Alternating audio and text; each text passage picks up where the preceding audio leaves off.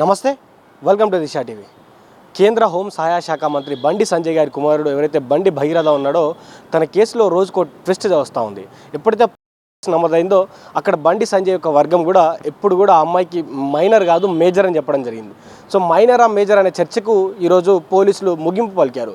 ఆ అమ్మాయి మైనరే అని, తను ఎక్కడైతే పుట్టినటువంటి ప్రైవేట్ ఆసుపత్రి ఉందో ఆ ఆసుపత్రిలో ఉన్నటువంటి రికార్డులను, అదేవిధంగా జిహెచ్ఎంసీలో ఉన్నటువంటి రికార్డులను తీసి ఆ అమ్మాయి మైనర్ అని తేల్చడం జరిగింది. సో ఎప్పుడైతే ఆ అమ్మాయి మైనర్ అని తేలడం జరిగిందో తర్వాత రకరకాలైనటువంటి పరిణామాలు చోటు చేసుకున్నాయి. ఈరోజు ముఖ్యంగా మనం మాట్లాడుకుంటే ఒక అమ్మాయి ఎప్పుడైనా మైనర్ అయినప్పుడు ఆ మైనర్కి సంబంధించినటువంటి బాధితులు కావచ్చు, వారి యొక్క కుటుంబ సభ్యులు కావచ్చు, ఇంకా ఎవరైనా తనకు సంబంధించినటువంటి ఫోటోలు కావచ్చు, వీడియోలు కావచ్చు, ఎవరు కూడా పబ్లిక్ డొమైన్లో పెట్టకూడదు. ఎందుకంటే ఎప్పుడైతే తను విక్టిమ్ అయిందో ఆ విక్టిమ్ కాబట్టి, తను బాధితురాలు కాబట్టి బాధితురాలు యొక్క ఫోటోలు కావచ్చు, వారి ఫ్యామిలీకి సంబంధించినటువంటి డీటెయిల్స్ కావచ్చు, ఎవరు కూడా పబ్లిక్లో షేర్ చేయొద్దు. కానీ కొన్ని మీడియా ఛానల్స్ ఎవరికైతే వారు సపోర్ట్ చేయాలనుకుంటున్నారో, ఎప్పుడైతే ఆపోజిట్ పర్సన్ ఈ అమ్మాయి అయినప్పుడు తనకు సంబంధించినటువంటి ఫోటోలు, వీడియోలు, కార్లో ఉన్నటువంటి వీడియోలు కావచ్చు, గోవాలో ఉన్నటువంటి వీడియోలు, ఫోటోలు, వివిధ రకాలైనటువంటి ఫోటోలు, వీడియోలు వాళ్ళు పబ్లిక్గా షేర్ చేయడం జరిగింది. అమ్మాయి ఫేస్ను రివీల్ చేయడం జరిగింది. అమ్మాయి యొక్క కుటుంబం గురించి చెప్పడం జరిగింది. అమ్మాయి కుటుంబంలో ఉన్నటువంటి మిగతా వారి గురించి, వారి యొక్క బిజినెసెస్ కావచ్చు, వారి స్థాయి కావచ్చు, మిగతా అన్ని అంశాలు కూడా వారు తేవడం జరిగింది, తెరపైకి తేవడం జరిగింది. అయితే ఇప్పటికిప్పుడు కూడా సైబరాబాద్ పోలీసులు దీనిపైన ఒక చర్చకైతే తీసుకురావడం జరిగింది. వారు ఒక క్లియర్గా ఒకటి చెప్పడం జరిగింది. ఎవరైతే ఈ మైనర్ అమ్మాయికి సంబంధించినటువంటి ఇవన్నీ కూడా ఫేస్బుక్లో, ఇన్స్టాగ్రామ్లో, వివిధ రకాలైనటువంటి సోషల్ మీడియా ప్లాట్ఫామ్స్లో పెట్టారో వాళ్ళు ఇప్పటికిప్పుడే ఆ అమ్మాయికి సంబంధించినటువంటి అన్నీ తొలగించాలి. లేకపోతే దానికి సంబంధించినటువంటి కఠిన చర్యలు తీసుకోబడితే వారందరినీ కూడా పోలీస్ యాక్షన్ తీసుకోబడుతుంది. ప్రస్తుతానికి అమ్మాయి ఫోటోలు, వీడియోలు ఎవరు వాడకూడదు. తను ఒక మైనర్, ప్రస్తుతానికి తను బాధితురాల పొజిషన్లో ఉంది కాబట్టి ఎవరు వాడకూడదు. ఒకవేళ వాడితే మాత్రం వారు తగినటువంటి శిక్షలు పడతాయని కూడా సైబరాబాద్ పోలీసులు చెప్పడం జరిగింది.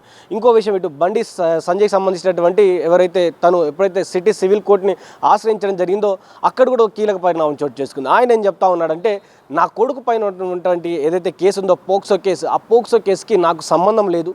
నా పేరును ఎందుకు వాడుకుంటున్నారు? మీడియా ఛానల్స్ అన్నీ కూడా సోషల్ మీడియాలో కావచ్చు, డిజిటల్ పేపర్స్లో కావచ్చు, ఇంకా వివిధ రకాలైనటువంటి ప్లాట్ఫామ్స్లో బండి భగీరథ పేరు కంటే బండి సంజయ్ పేరును ఎక్కువ వాడుకుంటున్నారు. నా పేరును భ్రష్టు పట్టిస్తూ ఉన్నారు. కాబట్టి ఆ కేసులో ఇక్కడ ఎలాంటి వీడియోలు కావచ్చు, ఎలాంటి ఆర్టికల్స్ పబ్లిష్ చేసినా కూడా నా పేరు రాకుండా చూడాలి. నా పరువుకు భంగం కలగకుండా, నా ప్రతిష్టకు భంగం కలగకుండా చూడాలి. నా పేరును అన్ని వెబ్సైట్ల నుంచి, అన్ని వీడియోల నుంచి నా పేరును, నా థంబ్నెయిల్స్లో ఉన్నటువంటి నా పేర్లన్నింటినీ కూడా తీపించాలి. నాకు ఉపశమనం కల్పించాలని కూడా బండి సంజయ్ సిటీ సివిల్ కోర్టును ఆశ్రయించడం జరిగింది. సో స్పందించినటువంటి సిటీ సివిల్ కోర్టు ఈ మీడియా ఛానల్స్ కావచ్చు, వివిధ రకాలైనటువంటి అన్ని ఛానల్స్ కూడా వారికి ఒక టైం ఇవ్వడం జరిగింది. 26వ తారీఖు లోపు ఈ వీడియోలు కావచ్చు, దానికి సంబంధించినటువంటి లింక్స్ అన్నీ కూడా వాళ్ళందరూ డిలీట్ చేయాలని చెప్పడం జరిగింది. డిలీట్ చేసి ఎవరైతే బండి సంజయ్ పేరు వాడారో ఆ వీడియోలు అన్నీ కూడా డిలీట్ చేయాలి. బండి సంజయ్ పేరుని ఎక్కడ వాడకూడదు. వాడుకుంటే బండి భగీరథ పేరు, ఎవరైతే ఇప్పుడు నిందితుడిగా ఉన్నటువంటి అతని పేరు వాడుకోవచ్చు తప్ప ఎవరైతే సంజయ్ ఉన్నారో ఆయన పేరు వాడుకోకూడదు. ఆయన ఉన్నటువంటి హోదాను వాడుకొని ఆయన పేరును ప్రతిసారి చెప్పకూడదని కూడా అటు సివిల్ కోర్టు కూడా వారికి చెప్పడం జరిగింది. అదేవిధంగా ఈ ఛానల్స్ ఎవరైతే వాడారో వాళ్ళు ఒకవేళ లింక్స్ తీయకపోతే ఆటోమేటిక్గా వారిపైన కేసులు అయితే మిగతా ఫర్దర్గా ఏదైతే ప్రాసెస్ ఉంటో ఆ ప్రాసెస్ సంబంధించినటువంటి ప్రతి ఒక్కటి కూడా అటు సిటీ సివిల్ కోర్టు మాత్రం చాలా సీరియస్గా తీసుకుంటుందని కూడా చెప్పడం జరిగింది. అయితే వారి లాయర్లు కూడా మాట్లాడుకుంటూ ఎవరైతే ఆయన పరువు ప్రతిష్టకు భంగం కలిగిస్తారో వారిపైన చర్యలు పక్కాగా తీసుకుంటామని కూడా చెప్పడం జరిగింది. అయితే ఈరోజు కూడా ఇంకో అంశం కూడా తెరపైకి వచ్చింది.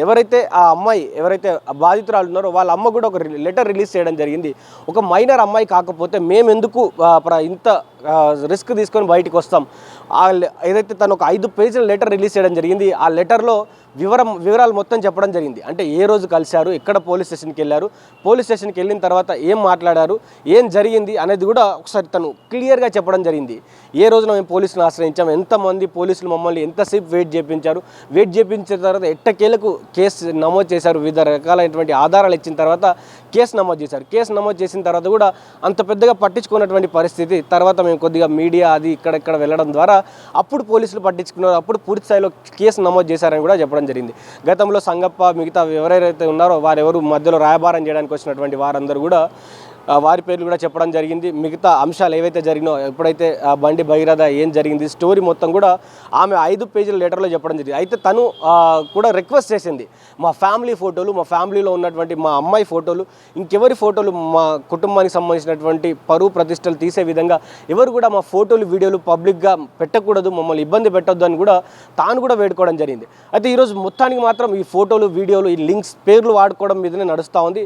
ప్రస్తుతానికి బండి సంజయ్కి మాత్రం ఒక రిలీఫ్ లభించిందనే చెప్పుకోవచ్చు. ఎందుకంటే ఆయన పేరుని చాలా బ్యాడ్ చేస్తున్నారనే కోణంలో వారి యొక్క కుటుంబం కావచ్చు, వారి యొక్క ఫ్యామిలీ బాధపడుతున్నారు. సో ఇప్పుడు కోర్టు ఇచ్చినటువంటి తీర్పు ద్వారా ఆయన ఉన్నటువంటి ఏదైతే ఆ పేరును వాడుకోవద్దని కోర్టు అయితే తీర్పునివ్వడం జరిగింది.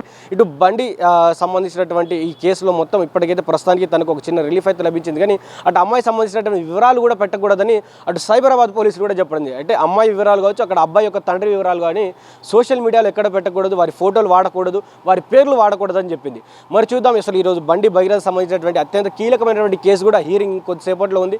కొద్దిసేపట్లో హీరింగ్ అయిన తర్వాత మరి ఏం చెప్తారో, ఆ హీరింగ్ అయిన తర్వాత మరి బండి భగీరథ మరి విచారణకు హాజరు కావాలంటారా, సిట్ ముందు విచారణకు హాజరై వారు అడిగేటువంటి ప్రశ్నలకు సమాధానం ఇవ్వాలంటారా, లేకపోతే ముందస్తు బెయిల్ ఇస్తారా లేదా అనేది కూడా వేచి చూడాలి. ఎందుకంటే బండి భగీరథ వారి దగ్గర టైం కోరడం జరిగింది. సో ఆ టైం ప్రకారం తీర్పు వచ్చిన తర్వాత వస్తానని చెప్పడం జరిగింది. మరి తీర్పు ఏ విధంగా వస్తుంది, ఆ తీర్పులో ఎలాంటి అంశాలు యాడ్ చేస్తారని కూడా వేచి చూద్దాం.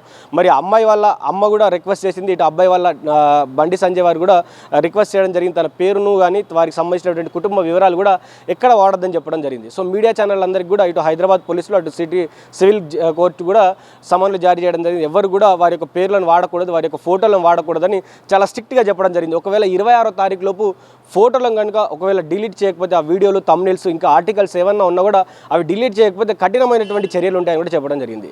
మరి చూద్దాం రానున్నటువంటి కొన్ని 2-3 గంటల్లో మరి ఆ కేసు కావచ్చు, మళ్ళీ కేసు ఏమైనా వాయిదా పడుతుందా, దానికి సంబంధించినటువంటి అప్డేట్స్ కూడా వస్తాయి. కాబట్టి మళ్ళీ ఆ అప్డేట్స్ మాట్లాడుకునే ప్రయత్నం చేద్దాం. చూసిన వెంటనే దిశ టీవీ. నేను మీ journalist Srikanth with video journalist Madhu from Hyderabad.